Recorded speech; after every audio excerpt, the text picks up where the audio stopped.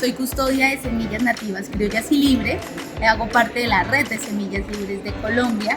Además, como educadora popular, sembradora de agua y conspiradora de bosques alimentarios, acompaño un proceso de escuela agroecológica con comunidades campesinas e indígenas en el norte y en el suroccidente del departamento.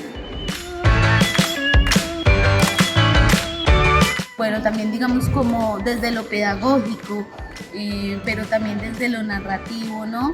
Habría que destacar mucho la importancia de la recuperación de prácticas y saberes que están en peligro de extinción, así como también las semillas, las plantas y las formas de habitar en los territorios que nos permiten convivir en simbiosis con el ecosistema. Es así como la sistematización de experiencias y también las prácticas narrativas como apuesta ecosistémica y crítica para visibilizar perspectivas que han estado por muchos años desconocidas en el ocultamiento, pues se genere una narración propia, resignificar y también digamos como permitir que se generen estas narraciones desde la voz de pescadores, de pescadoras, de custodios, custodias, sembradoras, cosechadoras de semillas, permite generar otras visiones también de cómo habitar los territorios, de cómo entender los ciclos, de cómo entender y comprender la vida.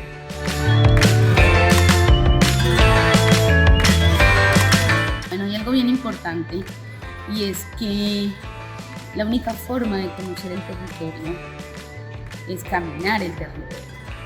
Y por eso las personas que han recorrido los territorios, que habitan los territorios, conocen exactamente cuáles son aquellas necesidades, pero también cuáles son esas apuestas importantes de reivindicar.